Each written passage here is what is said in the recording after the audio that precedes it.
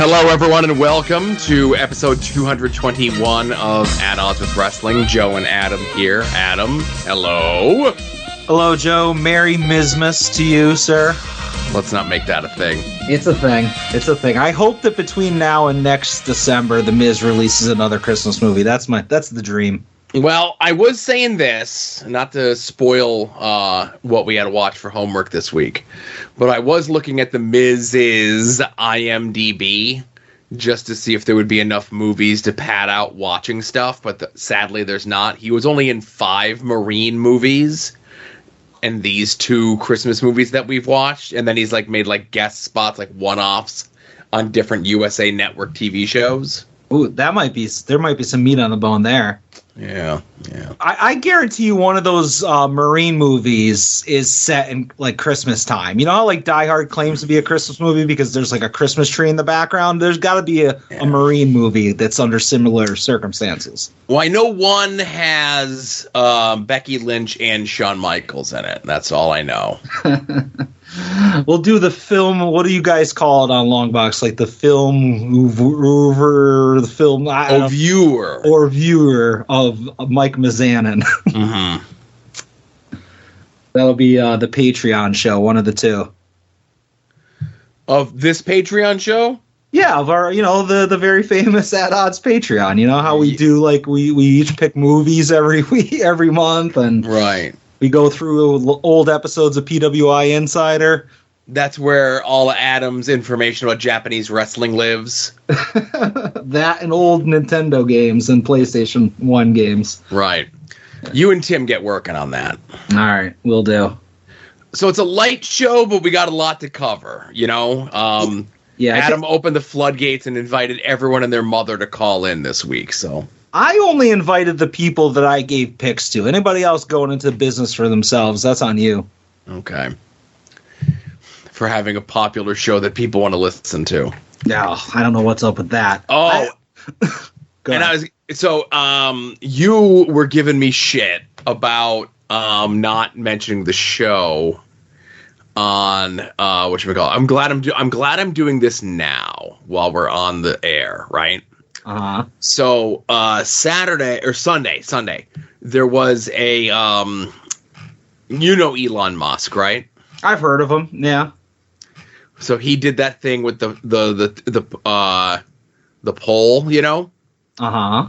And I had tweeted out the whole thing of same energy. I don't know if you remember that one with Ryback, as I'm putting it up on the screen here. Yep. And it was getting a bunch of traction. And somebody had contacted me about it, and I go, I really can't do anything with it unless it gets 500 likes, No, and it never got 500 likes, right? Yeah, I'm so sorry for you. Stuck at 442 likes, right? But here's what I'm going to do. I'm going to boost it to.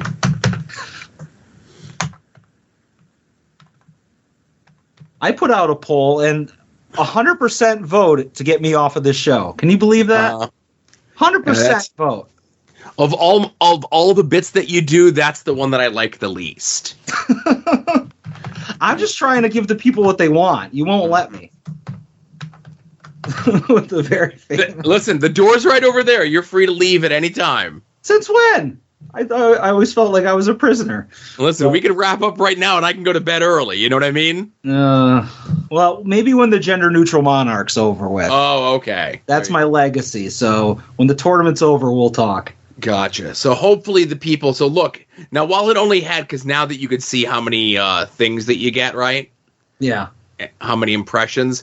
It did have over 23,000 impressions, right? Yeah. So hopefully, 1% of those people will see this tweet and listen to the show. All right. Or give me a follow. That's all. That's why I tagged you in it, right? Yeah. All right. That makes up for it. I was going to do it once it hit 500 or when we were on the air, so that's what came first. We were on the air. All right. Well, I think you're stop padding the show. I think we could do this in under an hour, Joe. Oh, let's not go crazy. Let's get into this then, huh? Mm-hmm. And now, At Odds with Wrestling presents This day in wrestling history. Hey, it's a light this day in wrestling history. The only thing we have to cover is the 1997 head-to-head Monday Nitro versus Monday Night Raw. And I've been hemming and hawing on what to cover first, right? Mm-hmm. So I've decided we're going to talk about Raw first, okay? All right, mixing it up. So this is a taped Raw that was taped almost a week and a half prior from lovely Lowell, Massachusetts. We have continuations of stuff that have been set up previously on Raw, like Sable comes out and Mark Mero has her dressed as a reindeer, and it's like a full mascot furry costume, and then she takes it off and she has a sexy Santa outfit on. Yep. And then Mark Mero's still feuding with that jobber Tom Brandi, right? Uh-huh. We also get the continuation of Goldust. He comes out dressed as a sexy Christmas tree. Yeah, and he reads poetry or reads a Christmas story. Yeah. Yeah. We also get the very, I would say, infamous bit with DX where Commissioner Slaughter makes them wrestle each other for the European title. Yeah, and the whole show has like bumpers before they go to commercial of them training and like getting ready in separate locker rooms and treating it like it's going to be this, like knockdown drag out fight, and then we get the original finger poke of doom. Right. The two things I'll never forget about this is when they're doing the separate locker room, separate training montages, each time they cut to either Sean or Hunter's locker room, China is with whoever they're with. Mm. Which I just thought was like a funny little bit that China's with both of them, even though they're like at each other's throats for this, right? Well, she's staying impartial. Right. And the big, giant, crazy steps that Hunter takes on the Irish, on like running the ropes, those two things for that angle always stuck with me, right? Yeah, and didn't Triple H say after the fact that he was trying to emulate the Ultimate Warrior in that squash from Mania? I don't recall that, but I'm sure if we like rewatch the self-destruction of the Ultimate Warrior, we would see all that, Yeah. So again, bear in mind, this is a taped Raw.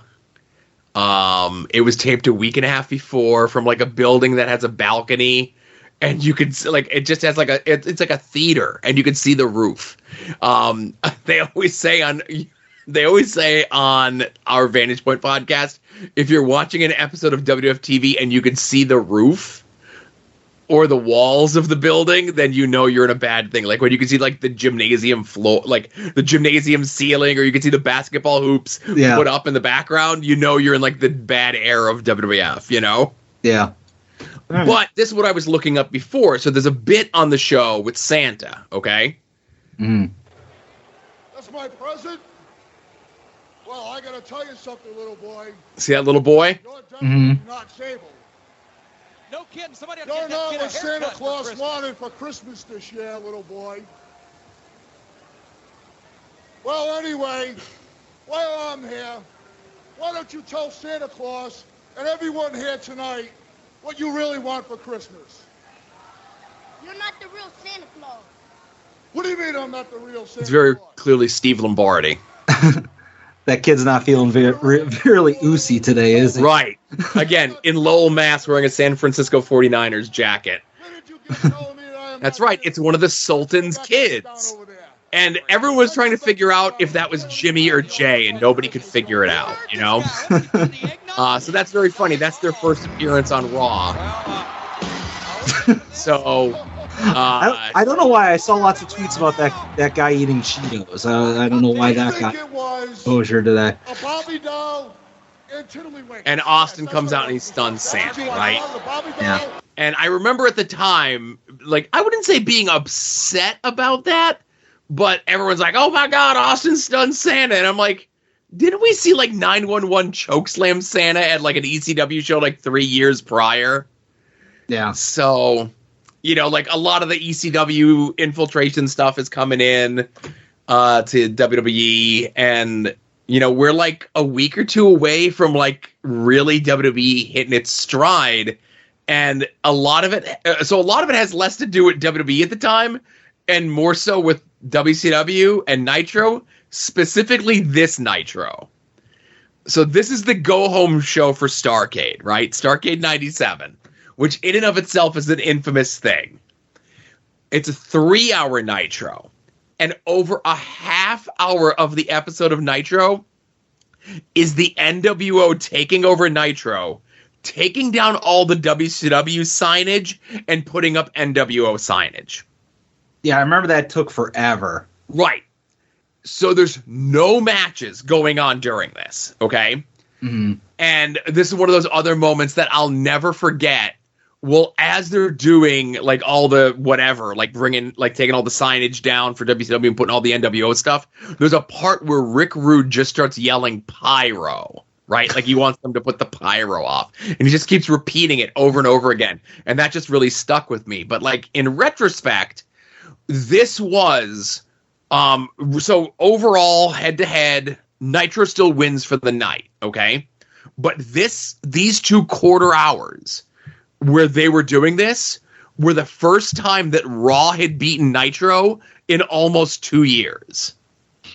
Yeah, because like after 10, 15, maybe 20 minutes of the set being changed, you're like, all right, maybe I'll switch over. So it was, I think, the poorness of this episode of Nitro, this segment specifically, and the fallout from Starrcade is really what gets the ball rolling. That, like, thank God, like, DX is like just going out there and doing whatever the hell they want. Austin is like the hottest thing in wrestling.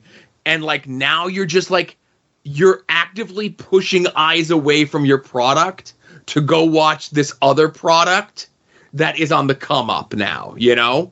Yeah, you have The Rock right about to go off. You have a lot of the attitude repackaging of people. Yeah, it's a good time to jump on. Right. You've over on the other channel, you have all the other WWE superstars, and then there's me, Double J, as well. So it's so funny. They talked about it on the Double J podcast this week that Vince sold him such a bill of goods when they brought him back to WWF at this time, because at the time Vince pitched to him like, right now the WWF we have like the top 4, and that's Brett, Shawn, Undertaker, and I forget who and Austin, right? Mm. They're like, we want to make you the 5th person on that, like on that thing. We want them to mention your name the same way they say Austin and Michaels and Brett and Undertaker, and didn't quite pan out that way. Well, I mean, some people when they're handed the ball, they score, and some people fumble it, like Jeff Jarrett. You know, I don't know who's going to be one half of the AEW Tag Team Champions very soon? Double J. Ugh. What's Austin doing right now? Nothing. He's in his trailer drinking a beer. What's Shawn Michaels doing? At home crying and looking at Mandy Rhodes' nude photos. What's Brett's the only one who's doing good out of that whole crew. What's Undertaker doing? Hating minorities. So listen, Double J is doing the best out of all 5 of those. 25 years on, right? Yeah, plus Undertaker's on the FBI watch list now. That's right. He's not doing so well. I don't know why San Francisco's FBI branch went after him when he lives in Texas, but it was a diversion. But yeah, that's all I got for this day in wrestling history, man. It's a light day. I just like all of this stuff now. Like I wasn't watching Nitro live. I was picking it up on the replays, but like I remember how bad this Nitro was. Yeah, I think I was still doing the VHS, record one, watch one live, and yeah.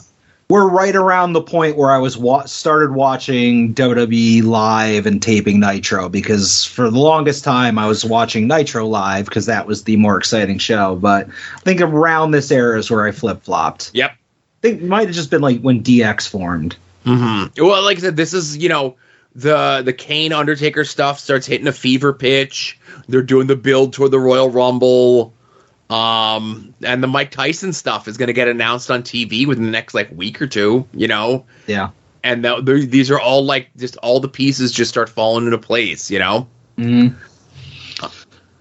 All right. So enough about 25 years ago. What would you like to talk about from this past week?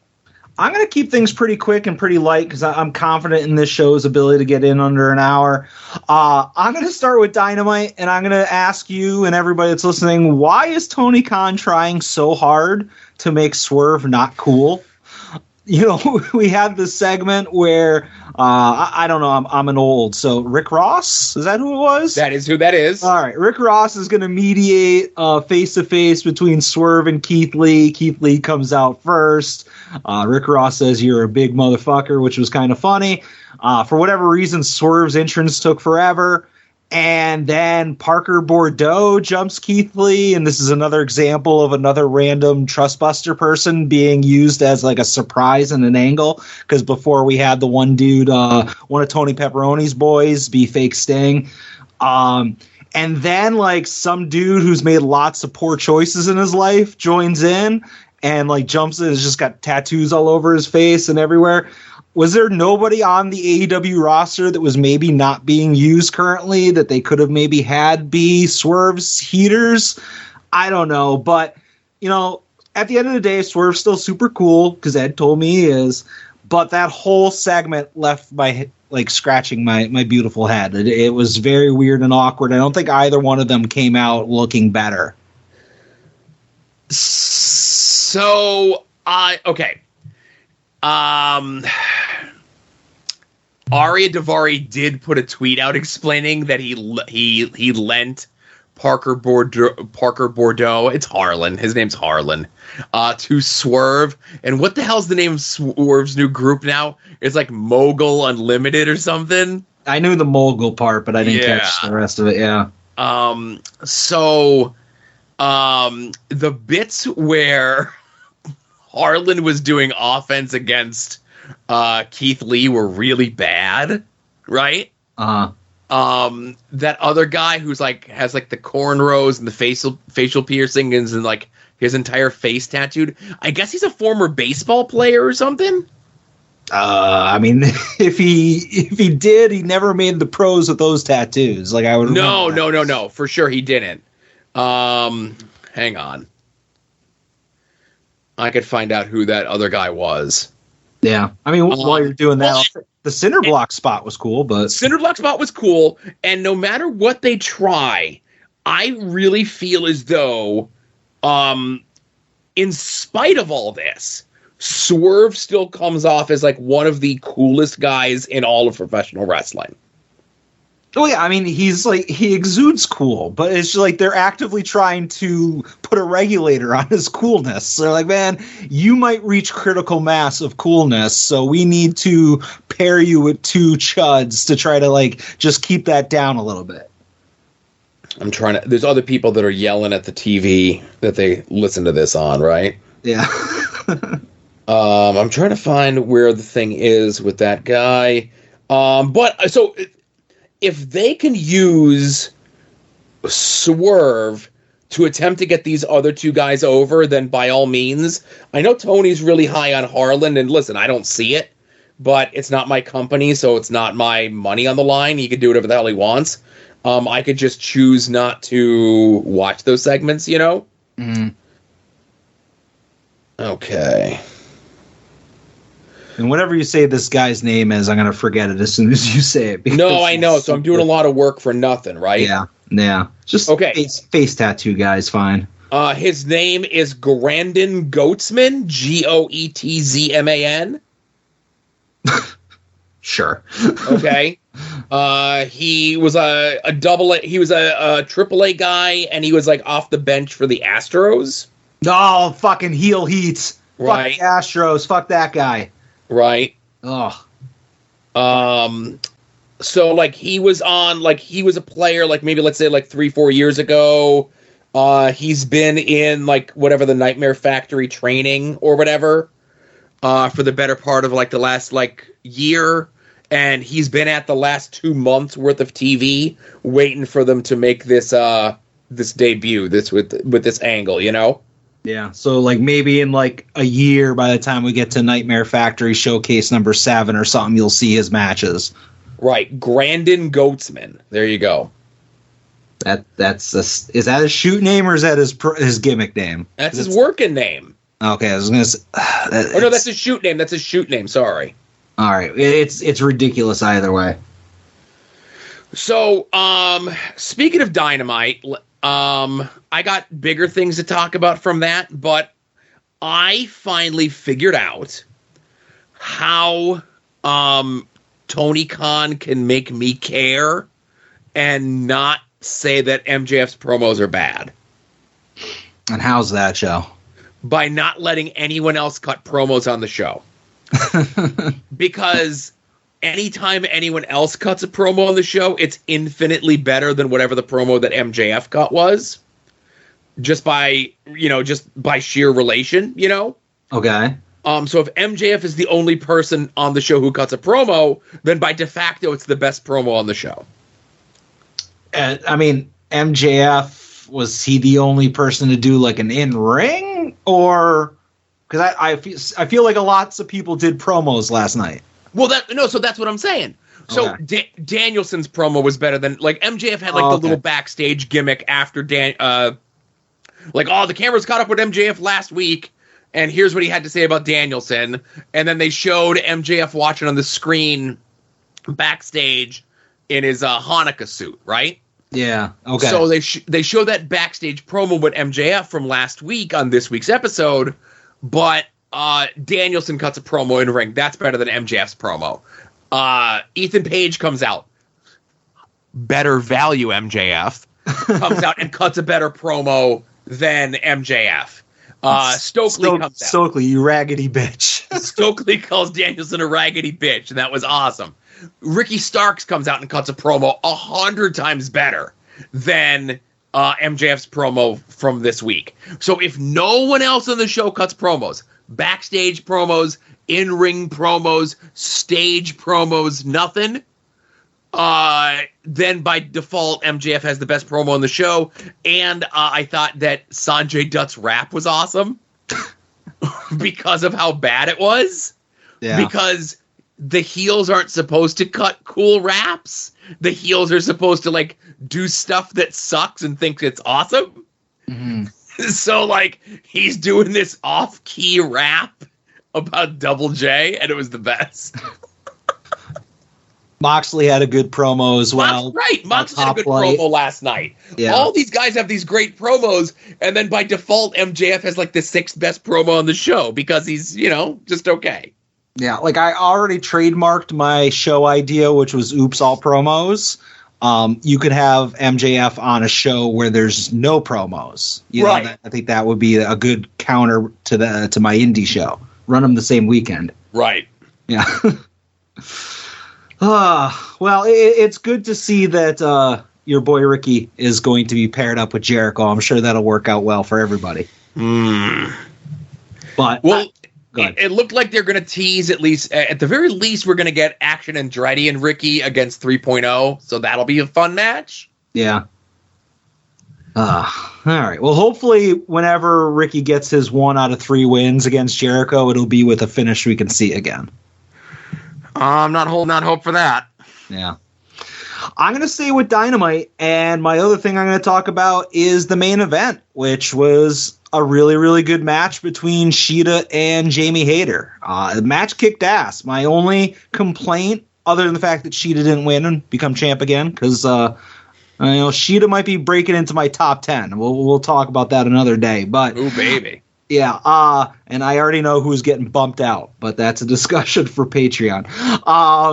The only thing I'll say is that I felt like, and I saw this a lot of places on Twitter, so I'm not the only one, the commercials felt overly long because they went to commercial twice. It was a 3-segment match, and one of them just felt like it was really long. And yes, it was in picture-in-picture, but I ain't watching the little tiny screen. If I'm hearing commercials going on, I'm not paying attention to what's happening. So for whatever reason, I felt like the pacing of the commercials, like they should have front-loaded the show with more advertising. But regardless, really good match. I didn't think that Shida was going to win, but it was a super competitive back-and-forth match.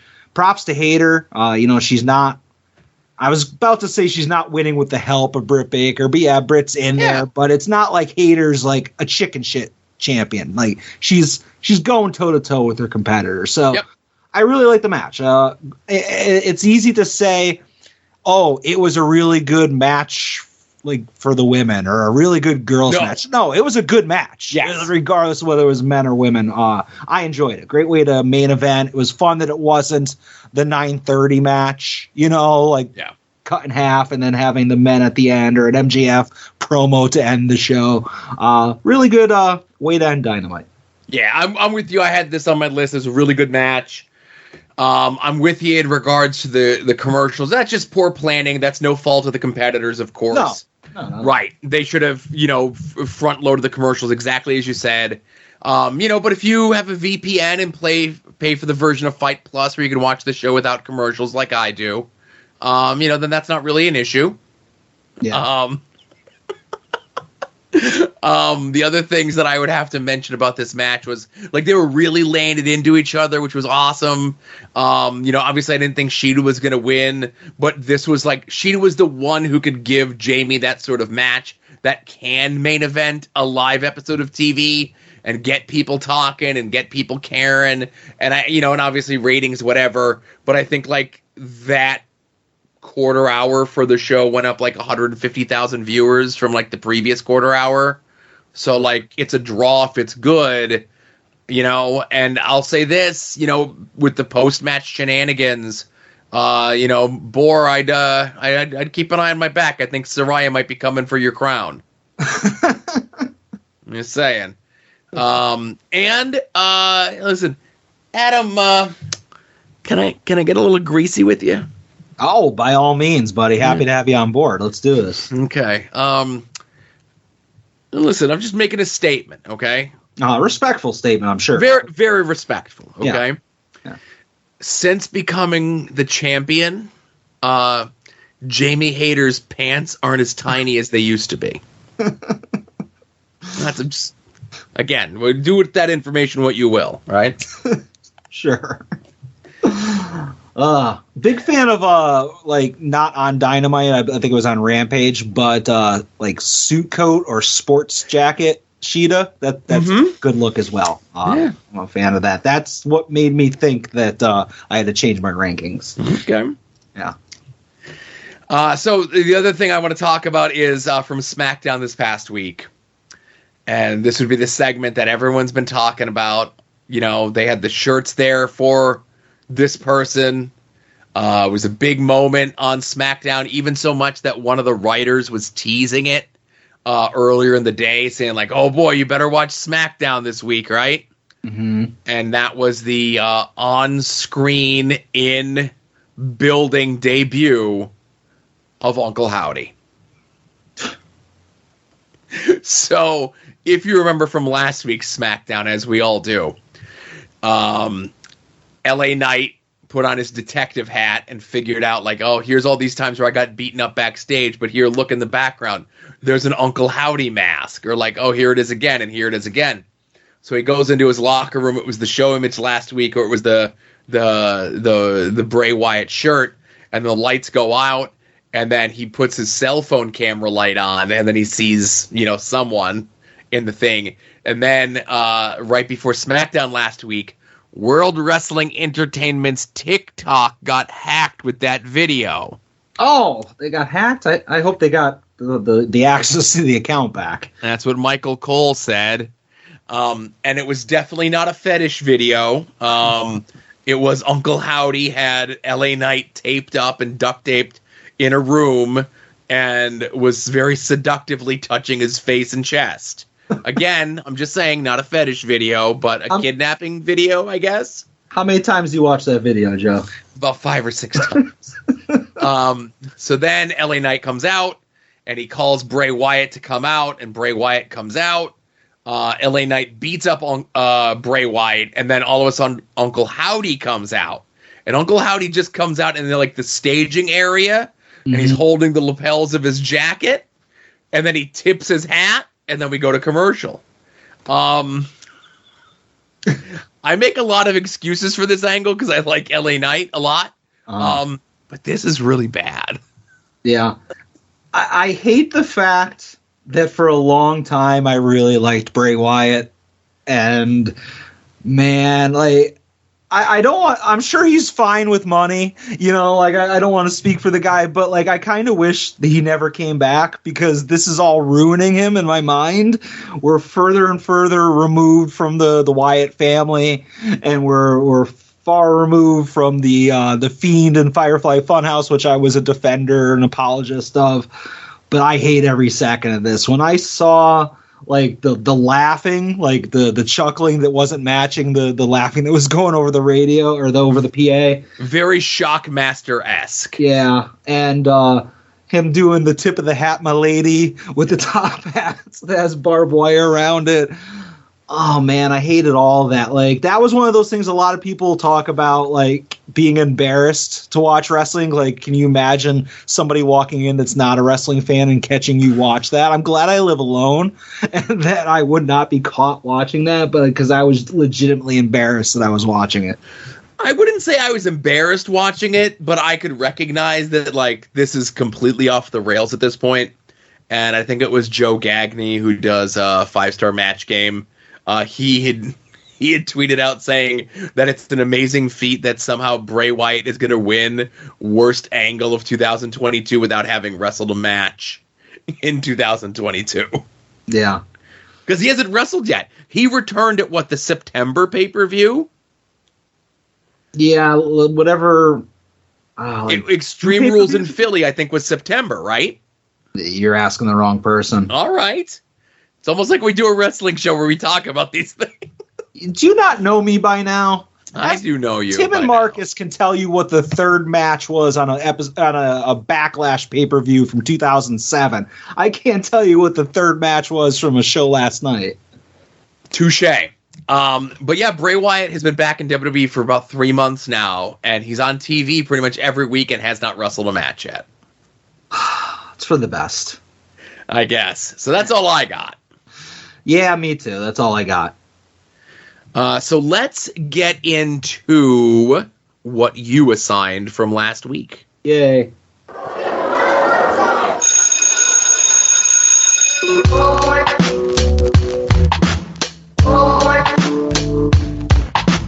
Homework. It's an obligation you owe your family and yourself. Homework. It's an obligation you owe your family and yourself.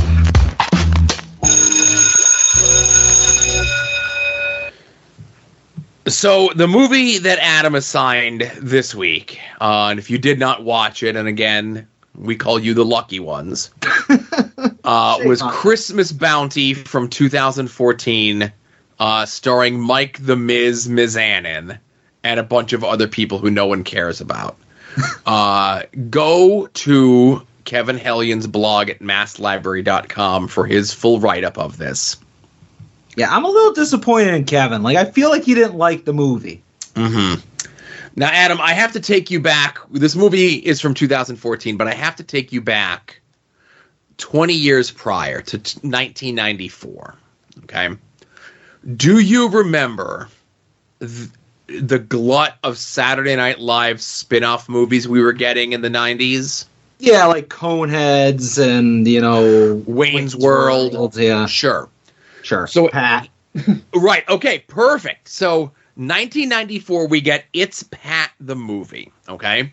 Mm-hmm. The runtime of It's Pat the movie is 77 minutes. Okay?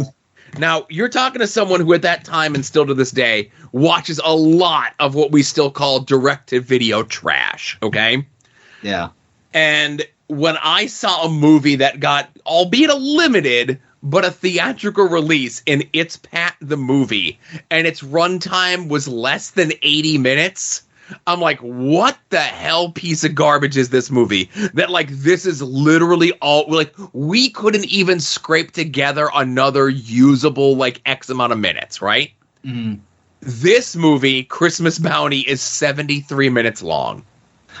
But to be fair, I feel like this was released originally on USA Network because it clearly has commercial breaks in it. Yes, it clearly does. Yes. So, like, if it's an hour 13 or whatever the runtime was, that's an hour and a half with commercials. Maybe you could pad it out to 2 hours if you really get frisky. Right. So I'm going to give you just the bare bones plot of this movie, and then we'll get into like all the remarks that I have about this movie, okay? Mm-hmm. Girl, her name's Tori. I don't care what these actors' names are, right? I feel bad for them. Not only are they in a World Wrestling Entertainment film, but they're also in a movie with The Miz, okay? Mikey Muscles, get it right. So she is a teacher at a fancy school in New York. She has a fancy life. She's gonna be engaged to this banker, but she gets a phone call that her old life is creeping back, looking for her, and she's from New Jersey, from a family of bounty hunters. Okay. Mm-hmm. And the banker goes looking for her, and he gets caught up in her crazy world that she's torn between the life that she wants, which is the fancy New York life married to a banker, or the life that she left behind, the life of being a New Jersey Guido. Guidette? Is that what the lady version of a Guido is called? Sure. And along all of this, we have the woefully miscast as a New Jersey Guido bounty hunter, Mike the Miz Mizanin, a.k.a. Mikey Muscles, who does a New Jersey accent in this movie for exactly one scene. And I feel like it was more of a Boston accent. Okay. I don't know what the accent was, but he tries something in one scene, and the rest of the movie he just talks in his normal voice. Okay. Yeah. So this movie, I don't want to say that this movie stinks, because I've seen a lot of stinkers in my day, but this movie is definitely not good. Okay. It's very paint by numbers. It's very poorly done. You could see what they were trying to do. Like, did you get the feel that Tori's parents were supposed to be like a Dog the Bounty Hunter and whatever his wife's like knockoff are supposed to be? 100% Dog and Beth Chapman. Right. So I didn't even know fucking what her name was, right? Yeah. So we do get within the first 5 minutes of the movie, we get the beating over the head that this is going to be our plot contrivance, our MacGuffin, if you will, that's going to lead us through the whole movie, where whatever the boyfriend's name is, who cares, right? He's like, oh, we got separated, but luckily because of this app, I could always find where you are, and you could always find where I am. But they never say what the name of the app is. It's just like, oh, it's this app. I think that was a feature built into Tout. I don't know if this was a pre-Tout world that these people were living in, right? Yeah. So they go to his family's swanky Christmas party, and very much it's old money. But we get the bit where she's a school teacher. One of the kids go missing, and then she sees the kid getting loaded into a car. So she like James Bonds down after him, like run along the side of the building, jumping down, and then you see she's like wearing a skirt, and then when she jumps down, you can see the night Spanx that she's wearing underneath them as she jumps down of the car, and like it was very clear, like this is like the estranged father's coming to get the kid's not being kidnapped or whatever it is. And then it's a whole thing of like, oh well, Billy was hiding under the desk in the room, right? It's like she's hiding her old persona and abilities from her fiance. Right, but they're looking for the kid. So then she returns Billy to the mother, and it's just like, oh yeah, Billy was just hiding under the desk. And at no point do we get a part where like she nudges Billy and says like, right, Billy? Because like Billy's like, no, my real dad tried to take me, right? Yeah, well, I mean, she would have found out because she forced the dad to call the cops. So I think that the mom would have eventually heard. Anyway. Yeah. So while she's at the fancy party, she gets a phone call that Minucci, who she had put in jail for 6 years, has gotten out and he's coming for her, right? Yeah, and can I stop there and just say this is really what threw me off? He calls her and basically threatens her, or just says, like, I'm out. And he's like, don't you read the papers? And all of a sudden, our main character decides, okay, we're going to go and we're going to attack. We're going to go on the offensive. We're going to get this guy. But unless I missed it, they never said until later in the movie when we have the wedding, and we'll get to it when we get to it, that he escaped prison.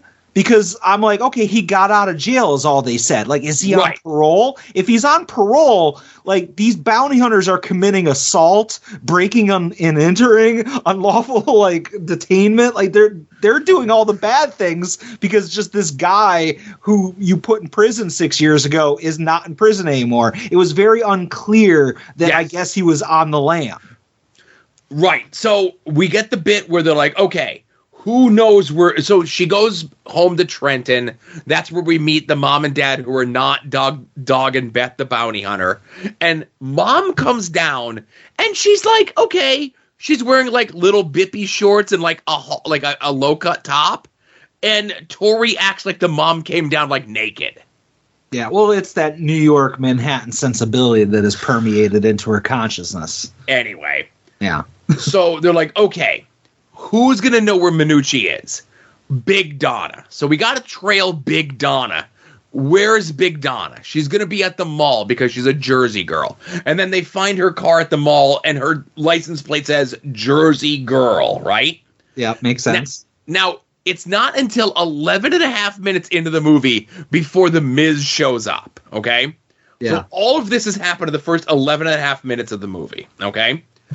So Big Donna goes to the mall, goes to the manicurist at the mall with a team of bodyguards. Definitely not conspicuous.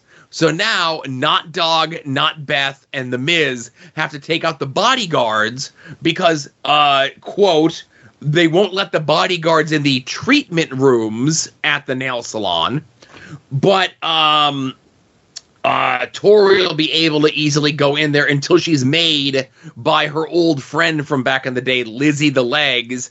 That gets them to drop the dime. Big Donna tries to make a getaway. She goes down one set of escalator, like she's coming up the escalator the right way, where Tori's going the wrong way to try to cut her off. And then when Donna gets to the top, she goes down, and then Tori's there to cut her off. The entire family is there to stop her, and they spent all this time causing a huge scene in the mall, beating up three large men that everyone around them at this busy mall is just ignoring, except for the one guy that the Miz is beating up. The Miz is like, oh, he just slipped, right? Yeah. So they do all this thing. They have Big Donna cornered, and Big Donna's like, I haven't done anything. You can't do anything to me. And they're like, oh, she's right. Okay. Yeah, and I think I forget what the main character's name, Belle. She like hugs Big Donna and just inconspicuously slips the pager, like the giant TV remote control tracker, into the purse. Right. So the reason that Minucci escaped from prison is so that he could be there for when his sister Big Donna gets married. Do we ever see the guy that Big Donna is marrying at any point? I don't think so. And also, like, the fact that the wedding was in the warehouse, like the crime warehouse, leads me to believe that could have probably been postponed to any time. Like, it's not like, oh, man, we have this wedding scheduled for the 5th of December in this warehouse. I better break out of jail to get there. You know, it's not like, oh, it was on the books already. Well, she wanted a Christmas wedding. Yeah. And Minucci and all the other crime people that were there couldn't be like a place in public. So at least in the story contrivances, I'll give you that. Okay. Yeah. So because of the tracker app that is also unnamed, the boyfriend is able to track Tori to Trenton, right? Yeah. So now the movie shifts focus from being the movie about this family of bounty hunters trying to get Minucci, trying to get Big Donna, that they're all trying to do their bounty hunting stuff while the boyfriend is around, but not tip him off that Tori is involved with this. And what better way to do so is to have a gunfight at a public tree lot in Trenton. Yeah, and before you get to that, I just want to say, it's clear that Minucci is like this mobster who wants to kill the Bells, or at least kill Tori. But everything bad that happens to Tori and her friends and families happens when they go on the offensive. Like, he's not bothering anybody. At first, he's just chilling, eating some Except for the threatening phone call. Yeah, and again, maybe that was a rib. Like, he's just eating pasta in a warehouse, and then he's counting money at a Christmas tree lot. And then he's at a wedding. Like, leave him alone. He's not doing anything. So everything bad that happens to him is the bells going after him. So they kind of bring it on themselves. I'd be hard pressed to disagree with that. Yeah. But before you get to the Christmas tree thing where Tori's fiance gets kidnapped, we have the bar scene where they're like celebrating the engagement, and like the very awkward, I'm going to ask your father's permission to propose right in front of you, and have that whole thing was very awkward and quick.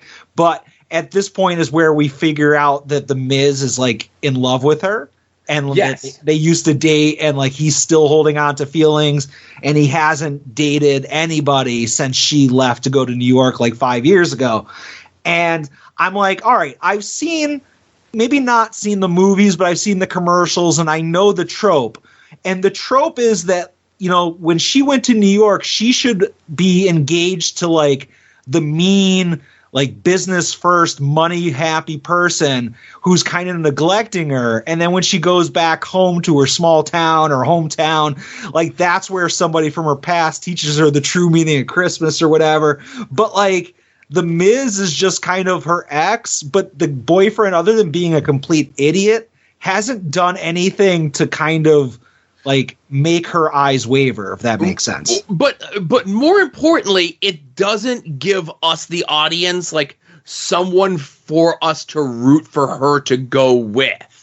Yeah, like, because you don't want to be like, oh, I hope she ends up with the Miz, because like her fiance he's been nothing, again, other than an idiot. He's been very loving and affectionate, Yeah, he's very clueless to like whatever this like bounty hunter Trenton world is. But like when they go to the engagement thing at the dance, he's like, oh, well, I'm going to drink what her friends are drinking, and I'm going to do what her friends are. He's doing it in a very accommodating way of like, well, if this is her life, then I need to like assimilate myself to it. And then we don't get any sort of thing about the Miz bettering himself, maybe inspired by her, that he lost her. So it's like, well, I don't want this to happen again, until like the last 5 minutes of the movie where we find out that he's been taking pre-law courses at the community college, Yeah, like it'd be one thing if the fiance was like, all right, this is all well and good, but, Monday we're going back to New York and you're leaving this all behind you. And then she has to have that moral conundrum. So that's why I say this movie is not good, because, like, they have the usual, like, tropes in a movie like this and do nothing with them. They give you it's a very wishy-washy movie, right? Yeah. So then, I will give the movie this. There was one bit that made me laugh, was when all the mob people are showing up at the warehouse for the wedding, and there's the gun check, and the person working the table is taking individual guns and hanging them on a hook behind her. Yeah, I saw like meat hooks. Clever bit, like meat hooks. Yeah, yeah. But like I said, we get the tree lot shootout, and the guy's still clueless. And again, I don't even know what the guy's name. Who cares, right? That's what his name is. Who cares? Yeah. So that causes him to get kidnapped by Minucci. Then there's a car chase. So there's like elements in here of like what these movies typically have, but it all feels soulless and with no purpose. Yeah. And I just want to say, like, I know that I'm doing a bit, and, when I'll recommend some bad stuff. When I was watching this, like, I had a grin on my face, and not because I'm like, oh, I'm forcing Joe to watch this movie. I get that it's terrible, but sometimes bad movies are entertaining, and that's what I felt like. At no point was I like, oh my God, when is this over? It went by quick, and we're not done with it. We have to completely detail the end of it. But I did enjoy watching. I'll never watch it again, but I don't feel like I was miserable at any point during it. Miserable? Unintentional, but funny. I do have a little bit of a different opinion, because, like, as I mentioned, this movie is 73 minutes long, and it felt much longer. See, I felt like it just flew by. No, it felt much longer because like you're setting up these like typical things, and I'd be okay. Like WWF is like, we're gonna do a movie like this, and we're gonna hit all these tropes that you typically do. They set up the tropes, do nothing with them. Like if like Lizzie the Legs is just there for like no reason, really, right? It's she was the nurse that checked on the fiance when he bumped his head. Oh, okay. So, we get the shootout the boyfriend, the fiance's kidnapped. He's still got the phone app that's unnamed that she could track him to where he is. So they go to the warehouse while the wedding is going on. Again, we never see Big Donna's fiance, or he's never even named, right? They forgot to cast him, I guess. There's a big shootout where cakes and flowers can stop bullets. Like, they make the cake and flour explode, but you would think a bullet would go right through a cake or right through flowers, but no, it was just making them explode in the shootout, right? Yeah, there was probably nail files in the cake, because they are, right. Convicts and whatnot. And another missed opportunity, I'll say, with this movie. The Miz's name in this movie is Mikey Muscles. Yeah. And there was no scene of him, like, with his shirt off. Yeah, and also during the shootout, Tori runs out of bullets relatively quick, but she's got, like, Rob Liefeld pockets all over her. What's in those pockets, if not more clips? I'm very confused by that. Right. So, Minucci makes the deal. It's like, okay, I will give you I'll let the fiance go, but Tori, you're coming with me, right? Mm-hmm. So the fiance is like, no, don't do it. Tori's like, okay, I'm going to do it. And then as they're leaving, she goes, 3 fingers means go. And he's like, what? And then she just does it. 1, 2, 3. She just puts 3 fingers on her chest. And apparently that's a signal for the Miz to very badly jump off the roof of the building onto them. And like she knocks the gun out of his hands. And then that's how they're able to get him. And it's at this point where we find out that he escaped from jail, that he wasn't just out on regular leave or time served or parole or a 1-day leave to go to his sister's wedding or something, right? Yeah, because that's why they had the wedding in the warehouse, because he actually apologized to his sister. He's like, I know this isn't the wedding you would hope for, but I can't be seen out in public. Right. But also, I just want to say, during the little prisoner exchange thing there where, the fiance was given up in return for Tori, that would have been another opportunity for the fiance to basically be like, take her, she's the one you want, just let me go. Like just all of a sudden show some cowardice to again give a reason for Tori to turn on him. Right. Or less Tori, but us, the audience. Exactly. Somebody. So this is where we find out the Miz has been trying to better himself because Tori left him. Tori and the fiance have the conversation, and it's at this point, this is where they kind of try, where he's like, oh, how do I know that's really your name? Or what else are you keeping from me? And he's like, no, I get it. I completely understand, but we can't be together because I understand your double life, Mm-hmm. And then he literally just like turns around, and then she goes running back into the arms of the Miz. Yeah, she rebounded really quick. Right. They're back at the parents' house. The parents say that they're going to go on a honeymoon or something, but instead they end up getting the Miz and Tori matching Harley Davidsons. No, I thought it was the husband bought them like bikes for Christmas so they could take the bikes out on the honeymoon. Oh, whatever the hell it was. Yeah, because they're like, okay, now that Tori and the Miz are back and Tori's not going anywhere, we can now like kind of step away from the business and go on the honeymoon on these bikes. Oh, whatever. Yeah. Did this movie need to take place around Christmas? Absolutely not. They don't even really do anything with the Christmasness of the movie. It just happens to take place around Christmas. I mean, they hit a bodyguard's body in the boxes near right. Santa. So, and there was a Christmas play at the beginning of the movie that the school. Oh, wait a minute! What happened to her job as a teacher? Is she just going to abandon those children? Yeah, like oh, fuck those kids. Right. I'm sure they'll understand when like there's no teacher there for like the rest of the semester or ever. But more of a Christmas movie than Die Hard. I'll say that much. That's a low bar. And also, I don't know if you know this, the bad guy from this, he was the in the tracksuit mafia in Hawkeye. Oh, good for him. He's making Disney money now. Yeah, he was one of the main ones. Not the one that was getting the relationship advice from Kate, but the other one. But Gotcha. I'll just say, like, before we wrap this up, so I have been wanting to assign this since January of last year. I've been sitting on this. Ugh. And I'll tell you how. I was watching How I Met Your Father on Hulu. And in addition to Hilary Duff, the other Adam Van special on this was Tori Bell. And I had IMDb'd her. I was like, oh, what else is she in? And I saw this Christmas Bounty, and I was like, holy shit. And I debated assigning it in January just randomly, and I was like, no, that doesn't make any sense.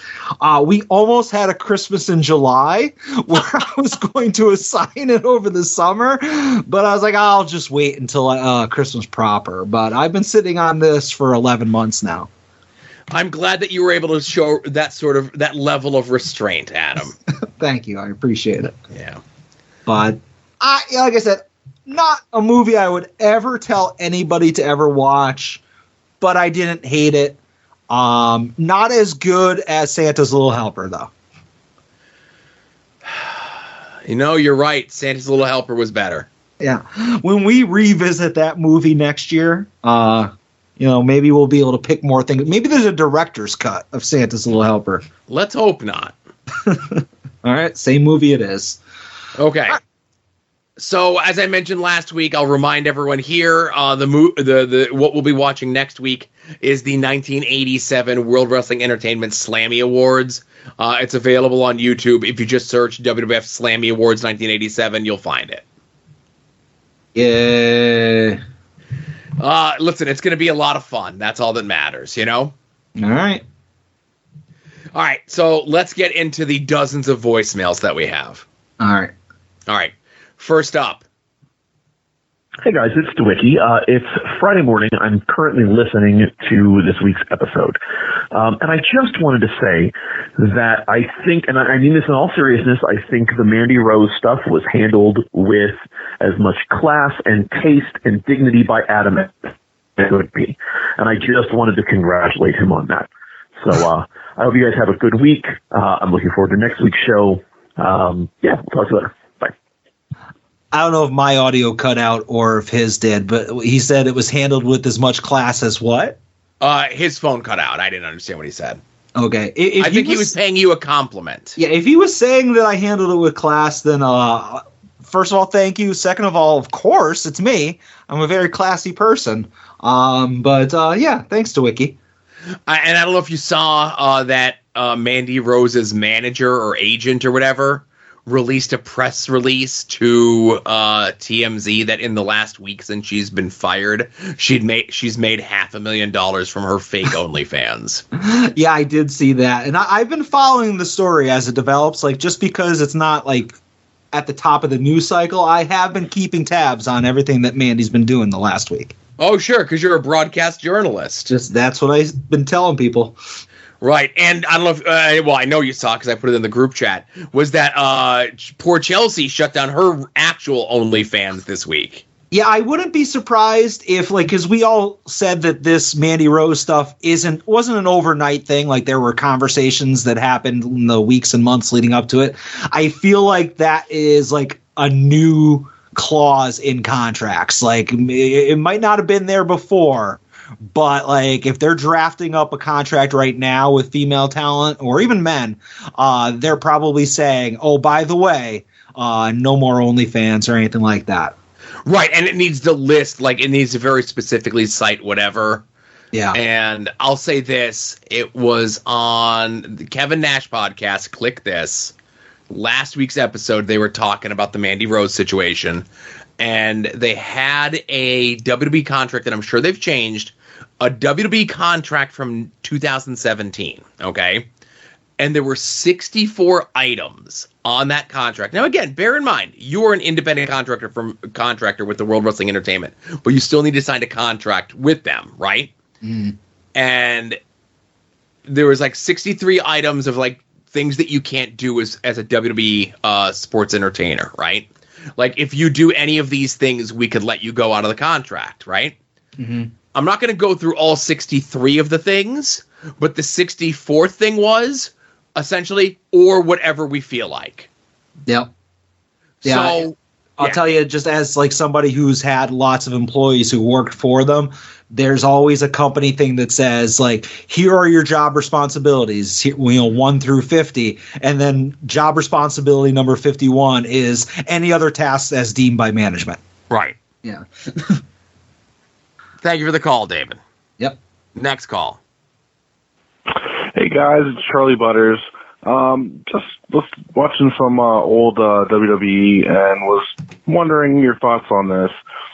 Do you think if Mike Awesome didn't leave ECW and go to WCW and basically do like the 70s guy gimmick and shit like that, that when he eventually went to WWE, that he might have had a better spot on the card or been used differently and maybe been a main event guy? I personally kind of hope that would have been the case, and he didn't really get much love during the Invasion angle. I know, like, he won the Hardcore title, and then he really just didn't do much after that. But I think he was a way more talented guy that could have done a lot more. So we're just curious your thoughts on that. So yeah, let me know. I'll take my answer on the pod because that's the best place to take it. Love you guys, and hope to see you guys soon. Bye. Very good question. I want to say, like, I loved Mike Awesome, and that's not a hot take. Like, Mike Awesome was awesome. As far as him getting over in WWE, it all comes down to, in my opinion, how much support he got from, like, Vince. Like, if you paired him with Paul Heyman, like, if you think of it, like, put Mike Awesome in the role that Brock Lesnar had, where you have Heyman as his mouthpiece, because Awesome couldn't talk. Awesome was a terrible, terrible promo. But like, if he was a Paul Heyman guy and you had that as like a vehicle to get him over, I absolutely think that he would have been a top guy. If you just threw him out there like they did with like Lance Storm, and then you have Steve Austin coming out and chanting boring during his matches, he would have been dead on arrival. It all depends on who had his back in the WWE. Right. That's a great point. Obviously, if he does not leave ECW, and that's the big thing, is if he doesn't leave ECW, the plan was that they were setting up him versus RVD, okay? Yeah. And I think that would have been a fantastic ECW match, okay? But let's say he still doesn't leave ECW, and then everything else kind of happens the way that it does with the invasion, or with WCW going out of business, ECW going out of business, WWE purchasing both, or acquiring the assets, or whatever it is. I think Mike Awesome leaving ECW the way that he did left a very bad taste in a lot of people's mouths. It showed a lot of people, and at the time that the invasion angle was going on, Paul Heyman had a lot of control, and by the time that they start doing like the one night stands and stuff, he had a lot more control, as a writer, as a creative name, or whatever it is. And because he left ECW in that way, he was doomed. But let's even take all of that out of it, right? The biggest thing that Mike Awesome had going against him was his size. And I'll say that in ECW, he was a monster. He was a giant guy. But when he goes to WWE, he's just like a regular sized dude. He's not a giant guy. He's like maybe like an inch shorter than Billy Gunn. Yeah. And that would have completely exposed and taken away that one cool thing that he had, that he was like this giant killing machine. You know what I mean? Do you think Bob Holly was going to let Mike Awesome like awesome bomb him to the floor through a table? Hell no. Right? And he could only wrestle like Spike Dudley so many times on the main roster before it's like, now what? Yeah, so maybe you would have been better off staying in Japan or something like that. I think all things considered, and the only difference there is that he doesn't do the bad business with Paul. When WCW and ECW go out of business, he goes to Japan. Yeah. And he's probably like a big star over there, Yeah, and then maybe gets a run, everybody that goes over to Japan, every gaijin, ends up coming. Yeah. Thank you for your call, Charlie. Yep. Next call. Hey Hey, Joe and Adam, it is Kevin Ford. First and foremost, I want to wish you both a very Merry Christmas to you and your families, and especially to Adam. I'm sure not working retail this time of year is sublime. Hell yeah. I have a Toy Boy question for you, and this came about because Broski unboxed the Mr. T Ultimate on his Patreon channel this week, and because through Ringside I got the Santana and Ortiz figures from, I think it's Unmatched Series 2. And these are figures that kind of get slotted as peg warmers, or the LAX guys were discounted so heavily on Ringside, and Mr. T was discounted on Target. And I think just by the very nature of collecting, a lot of us have like our lists, we get our stuff, and then we either tote it or put it on display or whatever, and then we kind of move on and we wonder what's next. We don't take time to like appreciate some of those things. And man, I know that they maybe get a bad rap or timing was bad based on what they are on television, but those Santana and Ortiz figures are awesome. And I think that Mr. T Ultimate is about as perfect as a figure as you could possibly get. So is there a figure in your collection or something along those lines that either, maybe you overlook or don't feel like you get appreciated enough, or maybe you appreciate it, but maybe don't feel like it gets the love it deserves at large? Just something I was thinking about this week with those particular figures, because I think that's just a very normal thing with collecting. You get what you have, and then you think about what's next, or maybe you spend a little more time kind of opining about, oh, here's the guys we don't have, versus looking at a particular line and being like, my goodness, we have a lot of really cool people. So thanks so much again for taking my call. Hope you gentlemen have a wonderful weekend. See ya. Merry Christmas, Kevin. I'm surprised he didn't ask Fig Daddy Cool this question. I feel like that's more up his alley. But I think I agree with him that Santana and Ortiz for $9, man. Like, I feel I want to get one more ringside order in before Christmas, but I don't know if I want to spend $60 to get the free shipping. For me, I'm running out of space, and I say that all the time, and I think people think it's a bit, but like I have figures hidden behind figures.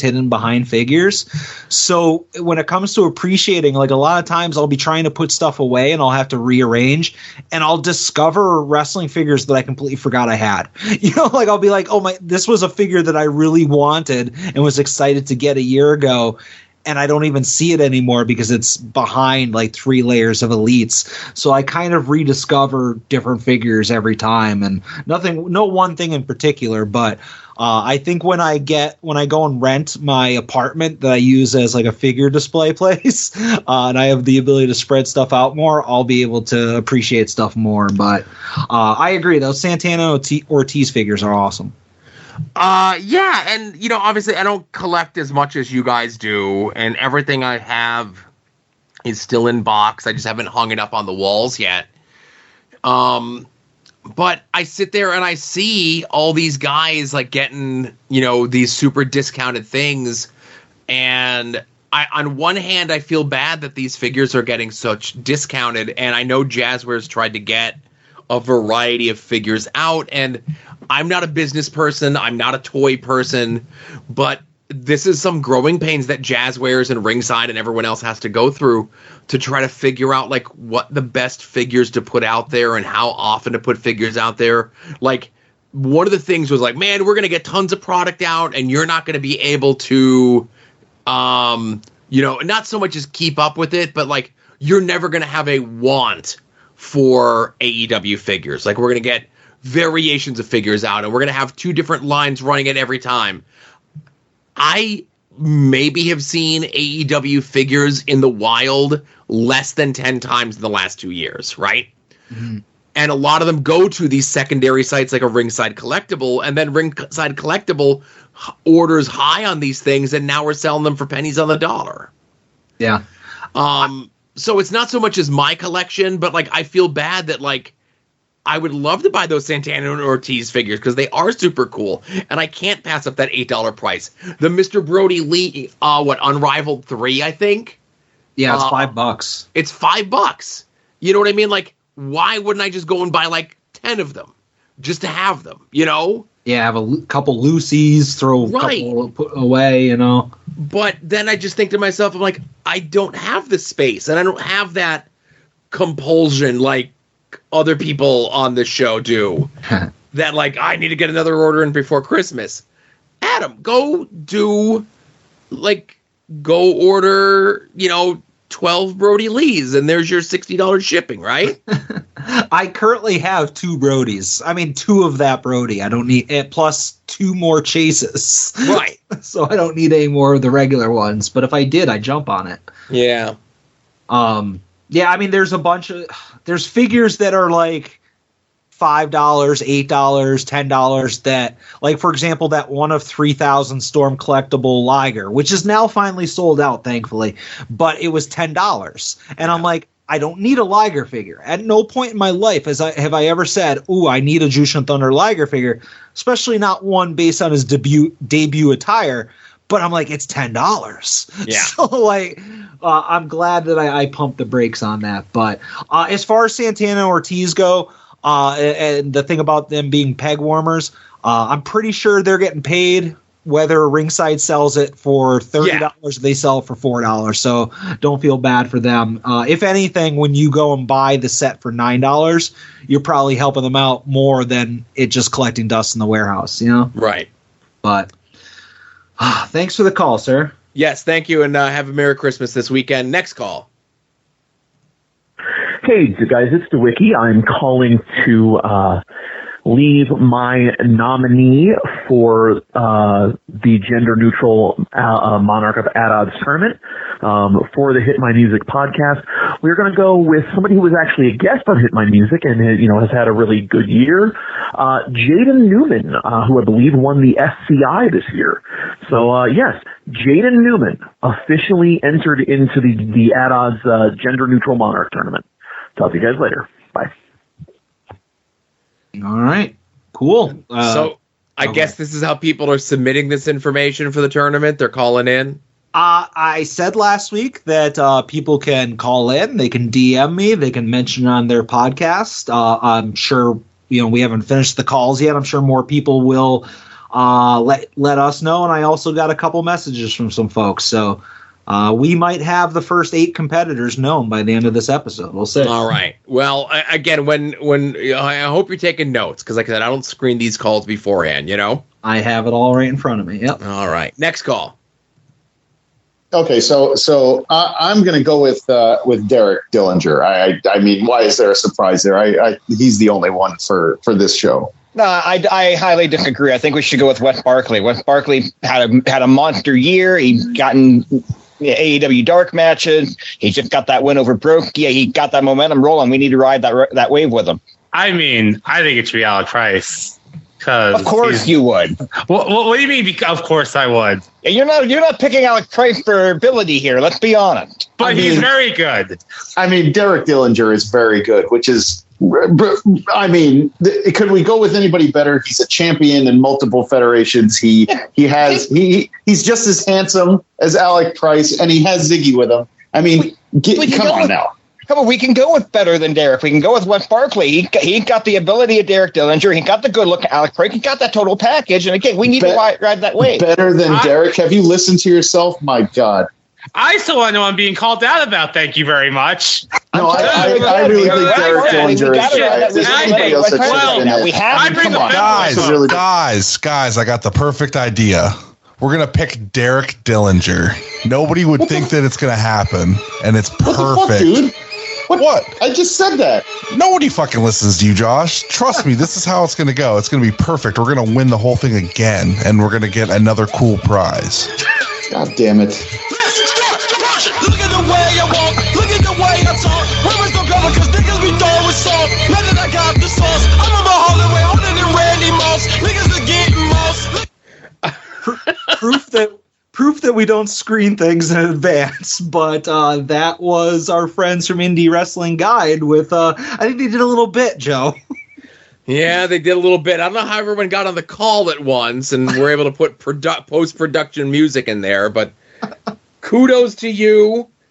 Again, Adam, I hope you're taking notes on all this, right? Yep, Derek Dillinger, the former Intense champion, and before Broski came in. Oh, Jesus, that's not... Anyway, stop it. Fucking Broski. All right, next call. Hey, Adam, Joe. It's the other JB here. So it's the holiday season. We've got family coming in, and usually that coincides with people bringing their new partners. Anyways, speaking of that general topic, it's very interesting. I want to talk about the new developing phenomenon of the explosion of MILF-related content. Recently, there was that TLC promo for that TLC show, MILF Manor, where we're all pretending that we're going to be surprised by the fact that it's going to be the MILF sons on there in a, bachelorette style thing. Super weird. TikTok also has like a MILF trend where, teens are like dressing up their moms like they are. Wild. Alrighty. Well, love you, love the show, love you all the time. Thank you, other JB. What was the question in there? It was just MILF talk. Being that I'm a pure and I don't know what he's talking about, I don't know what that. I don't want to Google what MILF means. No. But I will say, I will say when I see the same person in a video that's labeled as teens and also labeled as a MILF, I think there's some dishonesty going in the labeling of videos online. Yeah. I see in my research, I've found that a lot of times, I'll be watching a video and there'll be like a teen that's struggling, they don't know how to perform a task, but then luckily the MILF comes in and teaches them. And that's the crux of those videos. I am very out of the loop of pornography. But thank you for your call. Yes. Hello, gentlemen. Kevin here. Hope that you guys are doing well. I'm not quite sure how Pennsylvania is going to be hit by this bomb cyclone thing. New York is looking like it might be pretty rough. And I'm hoping to be on the road to go see my family early tomorrow morning. And you two will be accompanying me for that trip as I listen to you along my drive. So, Christmas Bounty has come and went. We had Kent as a little helper last year. My question this week, if we had a third Christmas movie, what would it be? What would your Christmas movie be? I would like to see The Miz in a version of A Christmas Carol where he plays Scrooge. Oh. And he's visited by 3 Christmas wrestling ghosts. Christmas present has to be Mick Foley. Christmas future, I think I would pick Bray Wyatt. And Christmas past, I'm not quite sure who would be a good one for that. I'm still workshopping this one. And, the Miz just finds the true meaning of Christmas, and somehow they just throw in Maurice at the end for him. Tiny Tim, maybe Austin Theory. But anyways, still thinking this through. Give me your own Christmas wrestling, Christmas movie idea here. Looking forward to the show, guys. Merry Christmas. Happy New Year. Talk to you both later. Merry Christmas. I love that idea. I think it needs to be your ghost of Christmas past needs to be an old timer. I know Mick Foley's not a spring chicken, but somebody prior to even Hogan's generation, just so you could have the 3 generations there. But I don't know, Christmas movie for The Miz, Joe. Where do you want to stick them? All right, don't say in the garbage. So where I would want to stick him is, I want to just kind of go off Kevin's thought. I like the Christmas Carol idea. We're going to move Mick to be in the Ghost of Christmas Past.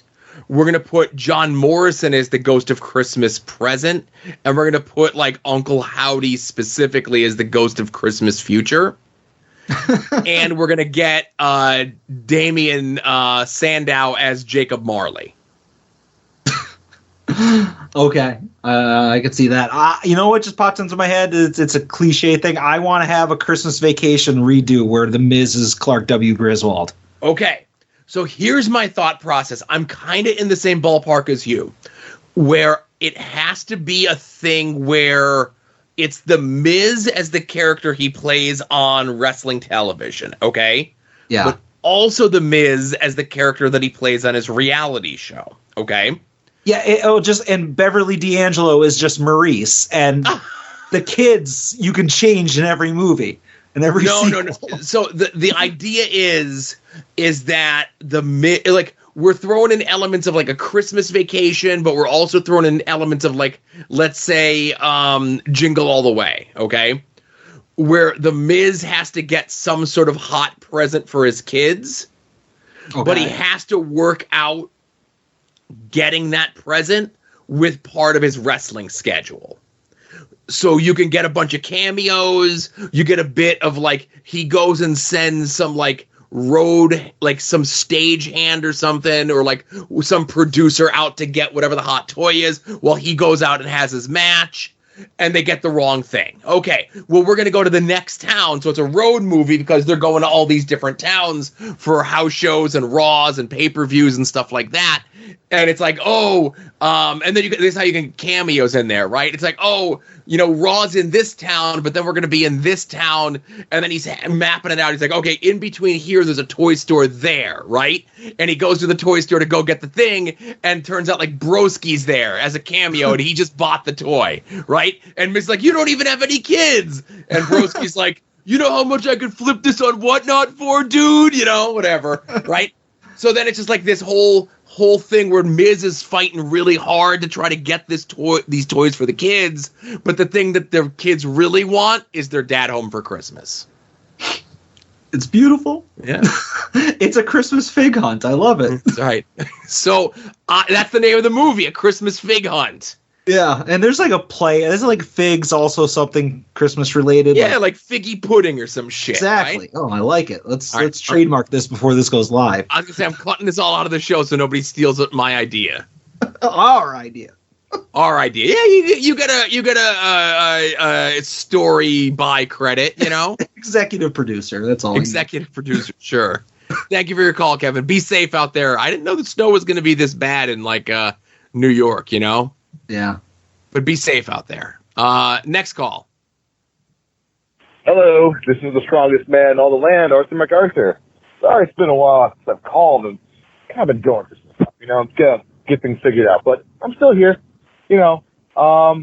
Tomorrow, I'm assuming that by the time this podcast drops, it'll be the most sacred day of the year. No, I'm not talking about Christmas. I'm talking about Festivus. A Festivus for the rest of us. In the spirit of Festivus, I think we need to bring some of that into this show. Obviously, we can't do the feats of strength as like a call, but I think we have to do the airing of grievances. I think you guys have a lot of problems with some people, and people got to hear about it. So, whatever's on your mind, groping, whatever, gripes, all that, let's hear it.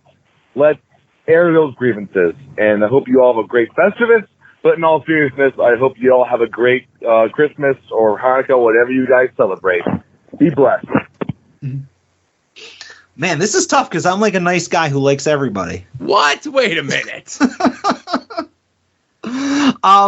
I'll say, first of all, I'm going to air a grievance towards the new owners of the block of property in Cleveland that now own the Odeon, who went and canceled the show this week. And they had to move to Akron. I don't know. You gotta let it play out, I think. I think there's a bigger conspiracy going on there. Oh, sound like potato. What grievance do I have?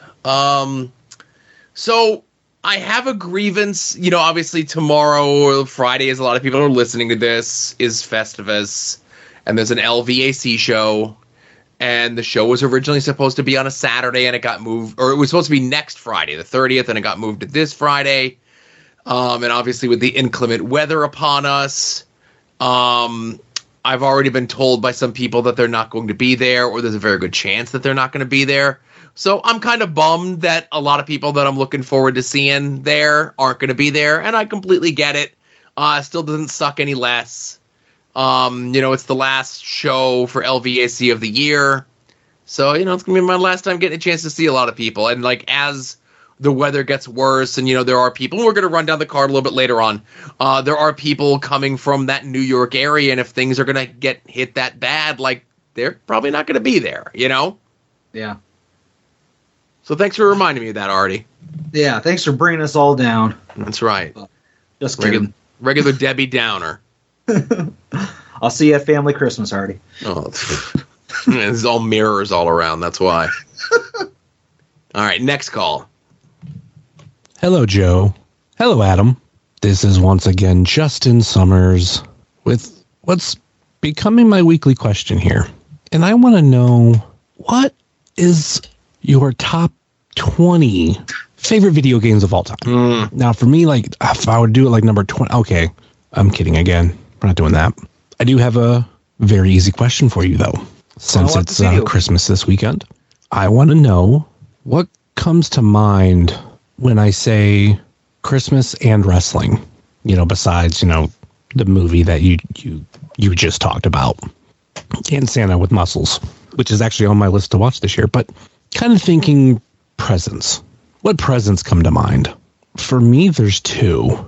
I know I got, over the years, way more than two things, and they're both video game related.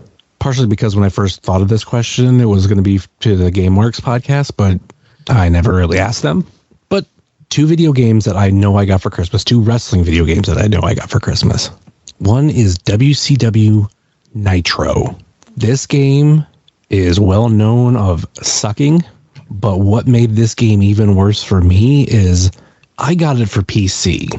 Not necessarily PC gamer, but, you know, it was just I kind of had to make do because I didn't have a PlayStation or even an N64. But the computer that I used was slow, and this game was very slow. It felt like 1 frame a second, if that. Probably was a little faster, but it just, bottom line, horrible. The other one is WWE SmackDown Shut Your Mouth. And oddly enough, the reason why I remember this, well, earlier that year, I got WWF SmackDown Just Bring It for the PlayStation 2. Love the game. Within that year, I basically had my PlayStation 2 stolen from me. Long story short, I was letting friends in my neighborhood borrow it.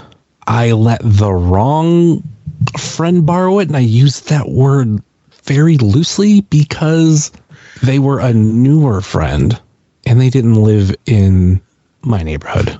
And then after I let him borrow it, he tried to tell me that it was stolen. And shortly after that, he moved. What makes this even worse is, you know, at the time this system came out, you know, I was like 15, 16, and this newer friend was older. He was an adult, early 20s probably, can't remember. And I never told my parents. So for this particular Christmas, I get this PS2 game and I have to act excited, but I didn't have a PS2 to play it on, and I never ever played it, and still haven't played it to this day. But yeah, that's two wrestling Christmas presents that I think of or came to mind. What gifts come to mind for you? And before I go, there's a whole matter of the gender neutral monarch of At Odds with Wrestling. Now, this is something that I did not think of, or I didn't have an answer to until within the last half hour. And I'm recording this on Friday evening. Thursday. Before the deadline. And I thought of a lot of names. I looked through the past 3 years of brackets. Some people that I kind of thought of were used one year or another. I've looked at like who's won and like what connects them all, or what attributes can I find within a pick. And I had a lot, you know, with this being like kind of a Chikara biased group. Thought about maybe going, you know, someone from Chikara or even someone from Eastern Pennsylvania or New Jersey, just like right around that area. So I knew like people would vote for them. Or do I want to go with somebody that I've had on Wrestling Cheers? And there's a lot there. I mean, I got a good amount of people that I could pick from that. Who is it already? Maybe I got backup picks for maybe even next year. Or if someone else picks my pick. But I decided if I'm going to pick anybody, I was going to pick Jeff Jarrett. But Joe took that from me last week. But if I picked Jocelyn last year, then I have nobody else that comes close to picking one of the toughest members of the AIW roster that has yet to be picked in this tournament. If they were picked by somebody else during voicemails, my bad. Like I said, I have backup picks. But if I picked Jocelyn last year, then this year, the At Odds with Wrestling Gender Neutral Monarch tournament has a problem. And he is from Detroit, Michigan. It is none other than Isaiah Broner. I mean, is there anybody better? I think not. So hopefully no one else takes that pick. And yeah, I will catch you guys next week. Hope you have a Merry Christmas and Happy Holidays to all the listeners. Later. Summers, you are good. Nobody else has taken Broner. And God, I would love to see Broner just squash Jeff Jarrett like in a second. Oh, but I'm sure Isaiah would just drag it out and bloody up that carny fuck. It'd be a good time. But Christmas wrestling gifts, Joe. My only thing is when I was maybe 10, 11, when I was collecting Hasbros as a kid, I remember like cutting the checklist off the back of the cards. You know, you get the figures and it would show all the pictures of the previous figs, and just handing them out to like my grandparents and my aunts and my uncles, where I would cross out the wrestlers that I have, and then they would have to go and get me the other people for Christmas. And I never got Andre. He was always hard. I never got Dusty. I never got any of the bigger guys because they were hard to find. But that's how I got all my Christmas wrestling figures back in the day. Again, as an old, I very vividly remember it would have been Christmas of '84 when the LJNs came out. And having a twin brother, we would get like a kind of a group gift, if you will. Yeah. It would have been like, I guess, 83, maybe 82. I forget, like, whenever they came out. But like when the Return of the Jedi figures came out. Yep. We got the C-3PO carrying case, and it was just filled with the entire set of the figures, right? Like all the figures were just already open. They were already in there, right? And it was for us to share. So 84 Christmas, we get the LJN ring. We get Hogan, Piper, John Studd, and Andre. And then like as the years went on, like we got like pretty much all of them. But I very vividly remember like coming down Christmas morning, the ring set up with those 4 figures in it. Cool. Top 20 video games? Mega Man 2. Bunch of the Pokemon games, but yeah, Mega Man 2, let's say.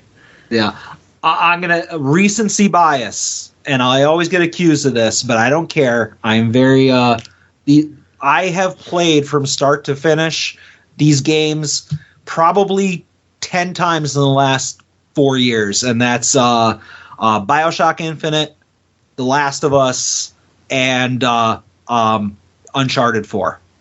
Like those games, like I just played The Last of Us 1 and 2 maybe at the beginning of my unemployment, like 8 months ago.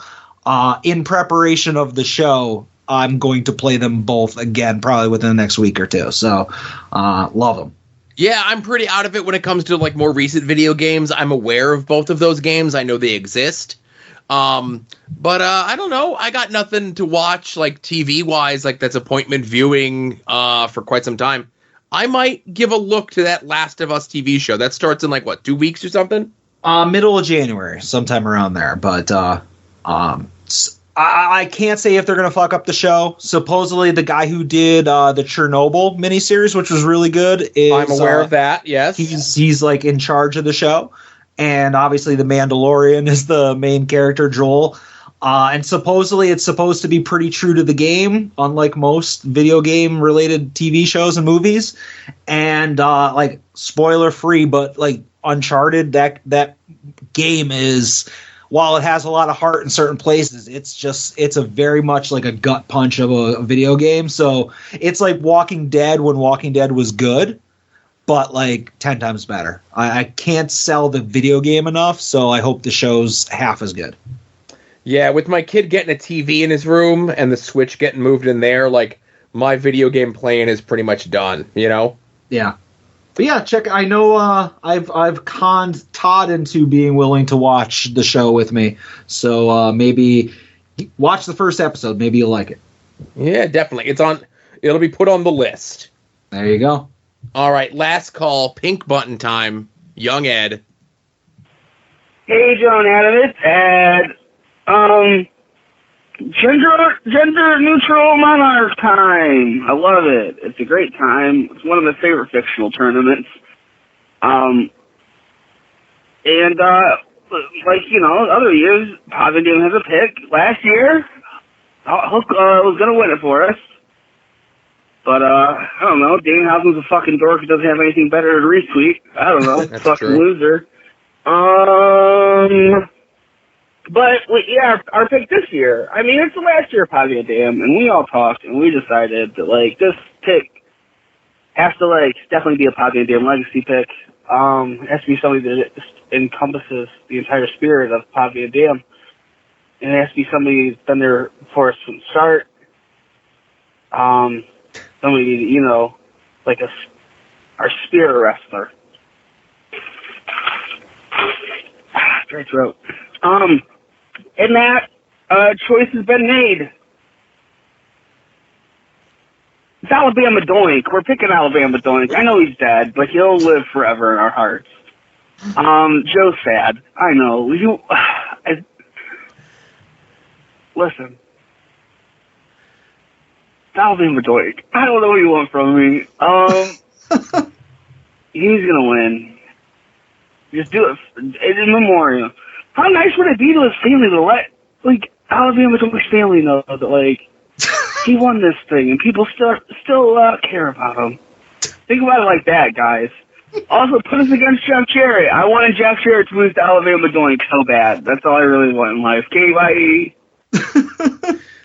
Are you telling me that a finals of Alabama Doink versus Jeff Jarrett doing a walk-in brawl through a Golden Corral parking lot wouldn't be 5 stars if that Golden Corral was also in the Tokyo Dome? Maybe I'll give Ed his wish and have them face off, but just in like the first round. Well, listen, you're in control of this. Thank you for your call, Ed. So with people calling in. Oh yeah, go ahead. Sorry. I was just gonna say I'm surprised that since it's a legacy pick of Pod Van Dam, they didn't just go with Cody Hall. Listen, my money was on Rhett Titus, but again, what do I know? But go ahead. I was saying, so with the calls that we had in, do we have all 8 sides of the bracket for whatever that is in the gender neutral monarch here from the people that you've given invitations to? Well, I'll just say, Joe, I am legally not allowed to talk about the gender neutral monarch tournament unless I hear the jingle first. Oh, I'm sorry.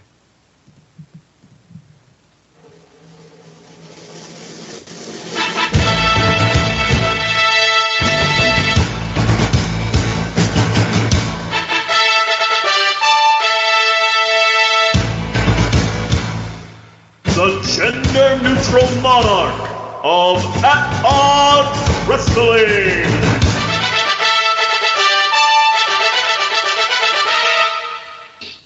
All right, Joe. So yes, you asked me, do we have all of the entrants that we were promised? And we do. A few people reached out to me directly via DM. They did not want to call, nor did they want to sully their podcast with discussion of this. But just to recap before I announce those, already announced for the tournament, we have returning for the 4th time, and this is his year, I believe, but we have the Boar. We have Joe's pick, which is Double J. That's JEFFJARRETT. That's Double J Jeff Jarrett, which is Joe's pick. Hit My Music, we've heard during the voicemail, is Jaden Newman. Indie Wrestling Guide is Derek Dillinger. Wrestling Cheers is Isaiah Broner. Pod Van Dam just announced that their pick is Alabama Doink. And representing We Need Wrestling is Max the Impaler. Oh, okay. I would have assumed the boys would have went with Taguchi, but all right. Hey, you know what? There's always next year. Sure. And finally, representing Final Wrestling Place. Actually, if I may, I'm going to take a moment so I can actually go and get what they said to me in DM because I feel like that was a very good explanation. So, the Final Wrestling Place delegation selects new to the world of indie wrestling and conventions, independent contractor out of Florida, recently released the true underdog, Mandy Rose. Okay. Place has selected Mandy Rose. So that is your first 8 competitors, your first 8 entrants into the Gender Neutral Monarch tournament. And next week, I will announce who my 8 selections are. Well, again, it's a bunch of names that are all going to get beat by Double J Jeff Jarrett, no matter how you slice it, you know? I'm just saying, like, I can't. I don't have words for this. Like, I get it. He makes money. He cons people. He always manages to get paid. But at the end of the day, what self-respecting person is going to see a Jeff Jarrett versus, like, Derek Dillinger and be like, oh, I'm going to pick Jeff Jarrett? Makes no sense to me. I'm not saying he's not going to win. Oh, you. No. That's people. Just go ahead. People that are like me. Oh, the worst kind of people. For better or for worse, I was going to say, yes. Maybe I'll just put Jeff Jarrett against Mandy Rose, and then I'll just get one of those Mandy Rose, like, Stan accounts to retweet it. Good luck. Yeah. We'll see. But those are your first 8. Next week we'll have the second 8. Hopefully Jeff Jarrett gets bounced in the first round because this bit isn't funny anymore, Joe. You talk about all these things, right? And you say all these things about Jeff Jarrett, all these disparaging things, and then you have no choice but to say all the good things that Jeff Jarrett does. But no matter how you slice it, the one thing that Jeff Jarrett always does is win. That's why he won all those world titles, right? In WWE? Yes! In WWE? Hey, how many time Intercontinental Champion? Tag Team Then Champion. world titles. World titles. He was the WCW World Champion. That doesn't count. So was David Arquette. He was the TNA and NWA World Champion. He owned the company. For part of it, yes. For most of it. He didn't. I will say he didn't win the Global Force Championship. That was Cody. But Cody was under the learning tree of Double J. He knows what's up, right? Yeah. Well, listen. So enough about that. I'm excited to see who your picks are. It's trying to stack the deck of your own tournament, which is a very odd thing, but okay. This weekend, this Friday, Sokol's Bethlehem, Pennsylvania, holiday hangout, LVAC. Show got too big. Usually 5 matches at the Sokol shows. Now there's 6 matches. We've got Young Jay Lee taking on Lucky 13. We've got Becca taking on Clara Carreras. We got Cheeseburger versus Mike Bailey. We got Kevin Blackwood and Puff taking on the Patiri. We got the Flames of Love, call them what you will, Dapper Donnie and the Rising Flame, Leslie Butterscotch and Billy Avery. Not their shoot. Anyway, taking on the Commish, Blackstrom,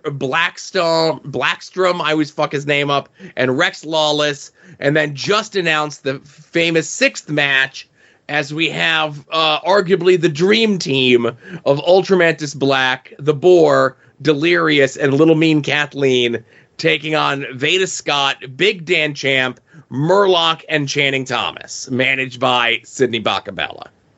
That's a main event in any arena right there. That's big time main event. I like right. It. And there's 2 bands playing. One of them is Ultramantis Black's band. So that leads me to believe that Ultramantis Black's match is going to be on right before intermission. So he has time to, cool down and get ready to sing his musics. Does he wear, is there a wrestling mask and then, a performing mask? Yeah. Separate ones? Yeah. Maybe a different mouth cutout or something. It's the mask that he uses for commentary, where his mouth is more exposed. Yes, I gotcha. Okay, cool. And so tickets are still on sale. I'm not sure if they've cut them off yet. Let me click the link right now. They are still. You're still able to buy tickets and be ready to go. It's going to be cold tomorrow. It's going to be rainy. It's going to be something. So, I don't know, get there early, get inside the building, get a good spot. I'm going to be there at 5:30, that's call time. So, That's me. I'm excited to see everyone. I'll be wearing a mask, though. No chances. It's too close to Christmas for me to catch anything, COVID or otherwise. No sweet soul kisses this time? Nope. Sweet soul kisses are going to be put on the shelf this weekend. I apologize. Rain check, right? Right. Oh, I'm going to hand out rain checks for deep soul kisses. How about that? Makes a perfect stocking stuffer. That's right. I'm going to handwrite a bunch of those and hand them out tomorrow at the show. Yes. There you go. So we have to also discuss, before we get into plugs, the new segment of the show, and you said we were going to be under an hour. Look at you. Like a fool. Weekly Purges is. So what have you gotten rid of out of your collection this week, Adam? I haven't sold anything because it's the week before Christmas and I've been busy. But so I will just say, and I have very little faith in anybody that works in our government, but supposedly, I don't know, congressmen or representatives or whatever, somebody is proposing a bill.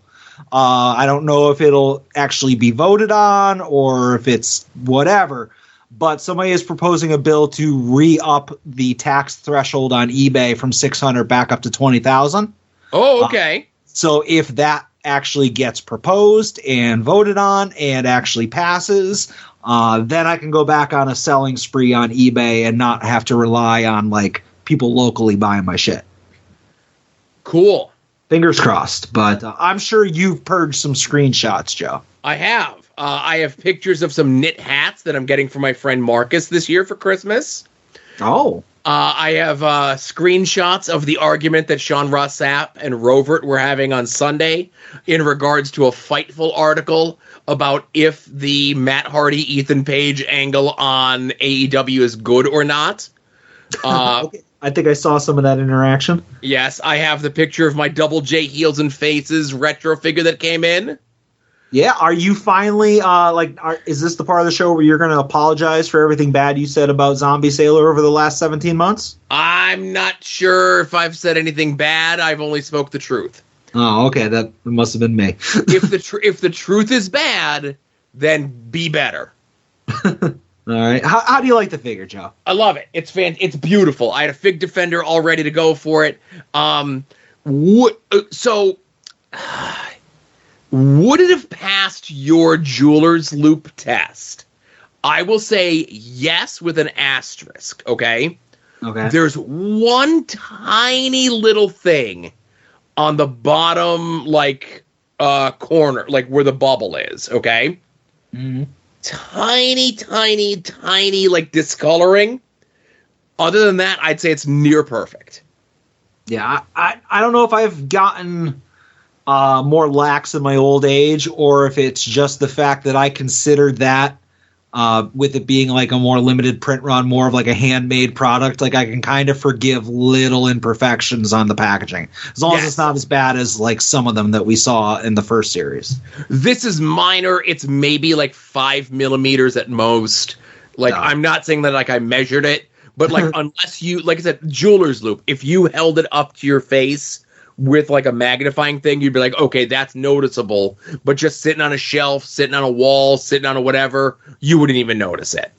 Gotcha. Okay. And the Lacey Evans deleted tweets about her posting on Instagram an InfoWars video saying how processed foods have created ADD and autism. And then people replying to her with the commercials that she did hawking corn dogs. That was all covered on Pod Van Dam this week. We don't need to get into it. But as I saw the tweets coming out, I'm like, oh, those are going to get deleted in 5 minutes. I got to grab them while grabbing is good, you know? Yeah. But I've already sent them to a bunch of people, so I could delete them now. Yes, you've done your part. So I plugged the LVAC show. I'll plug independentwrestling.tv, a.k.a. Jerry's Internet Wrestling Emporium.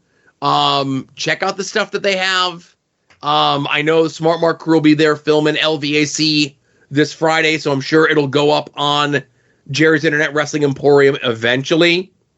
Use the promo code @odds. New subscribers, let Jerry know that you came to him from us. No clue what's going on at the TeePublic store. I think they're done with sales until the new year, but you can always help us out by making any and all of your purchases through our Amazon affiliate link. It's in the show notes to every single one of these episodes. They do not charge you anything extra, because obviously if it wasn't for us, you wouldn't know Amazon exists. They call it an advertising fee. I call it the thing that makes Adam happy at the end of the month when he gets his cut of the fucking money. Yeah. Some of the notable purchases through the Amazon click-through this past week include somebody purchased the Funko Pop Moments World Wrestling Entertainment Bret Hitman Hart and Shawn Michaels. Oh, Mr. Hitman. Oh, yes, and they did Shawn Michaels dirty with the hairline there, and I'm saying that, you know? Yep. Somebody also purchased the unofficial guide to vintage Transformers 80s through the 90s. I bought that book last year. I remember you talking about it, yeah. It is phenomenal. I love that book. Right. Somebody purchased a Rick and Morty talking Pickle Rick. All right. And I don't know what that means. I know what Pickle Rick is, but all right. Right. And I'm going to assume the same person purchased these next two items: a 10-pack hand cream gift set, hand lotion for dry, cracked hands, natural hand care moisturizing lotion, travel size hand lotion for body and dry skin, small hand lotion, bulk gifts for women. Oh, that's a brief description. I like it. And somebody also purchased scented candles gift set, 12 soy wax aromatherapy candle with essential oil for stress relief relaxation, smoke-free strong fragrance long lasting for Christmas bath home decor. Yeah, those definitely sound like two things that like are either a gift for somebody or somebody's trying to get lucky. There you go. Either way, congrats. I remember back in my early courtship days that a good gift to get for your lady, no matter how serious things were, find out what their favorite scent or scents are and get them a candle of that scent or the hand lotion of that scent. So that's, you know, we're taking it back to 2000, motherfuckers, and I'm doing the Zandig pose as I do it, you know.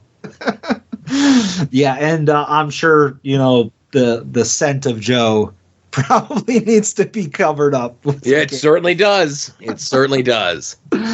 But you know what scent doesn't need to be covered up, Joe?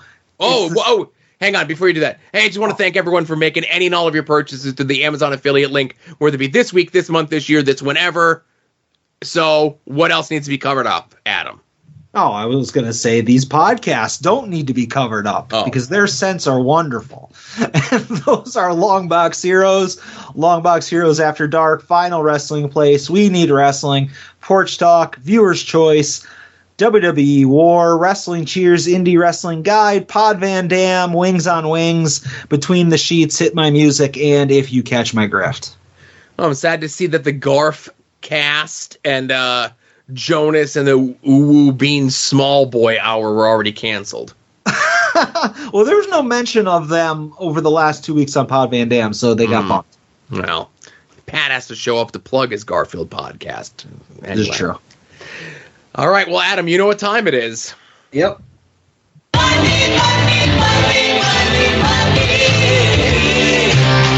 Some might cost a little. Some might cost a lot. But I'm the $100 Vansky. And your figures will be bought.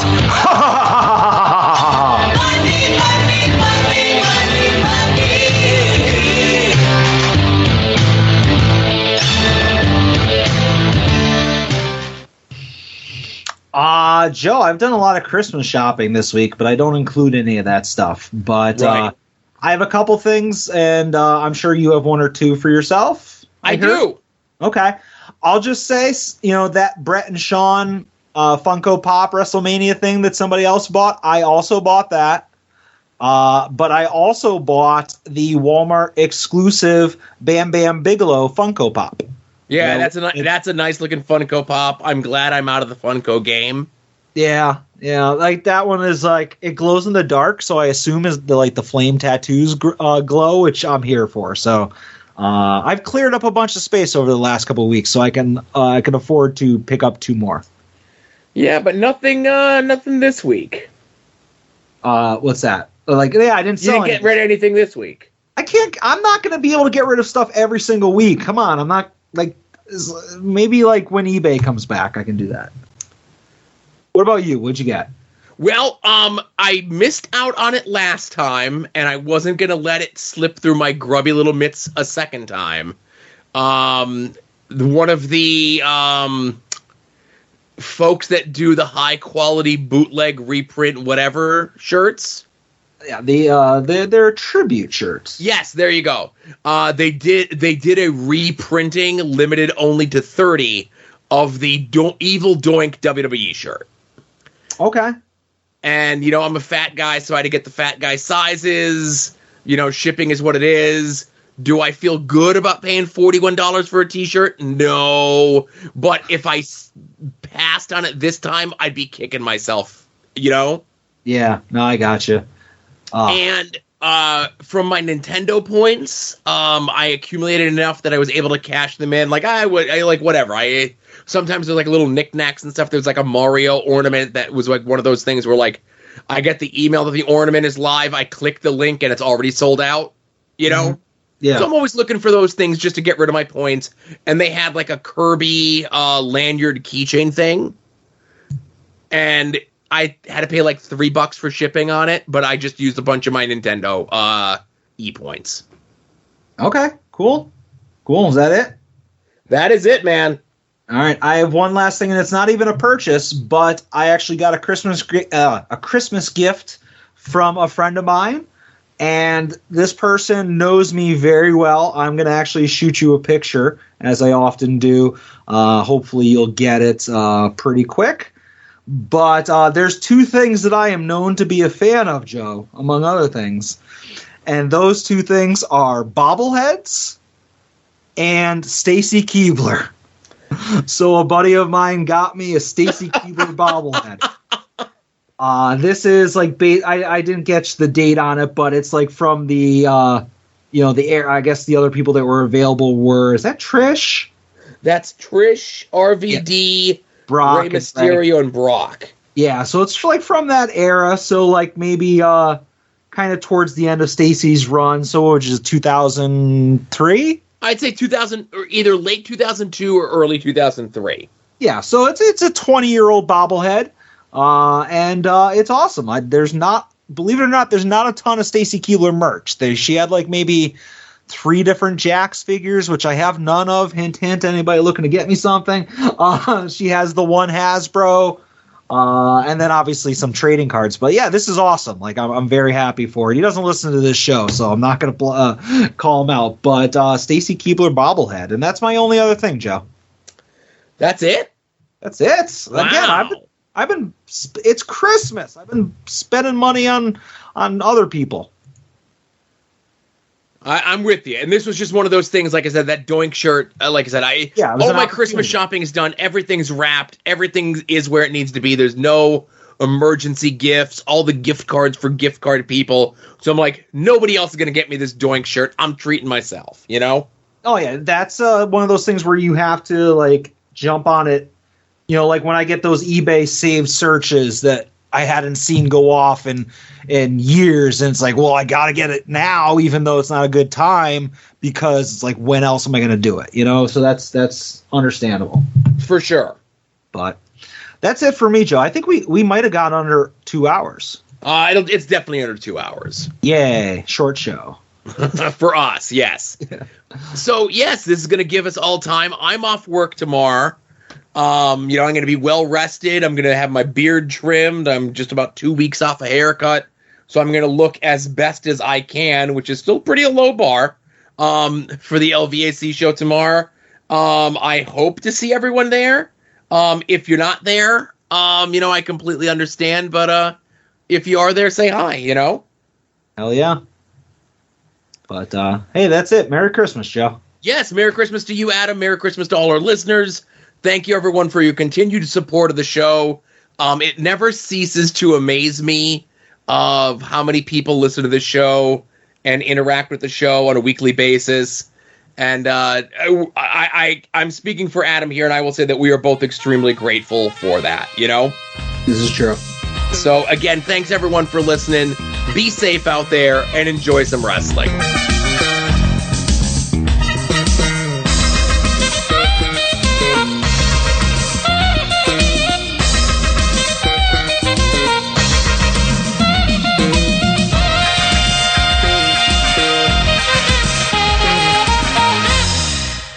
You're listening to the soon-to-be-named network, the Lamborghini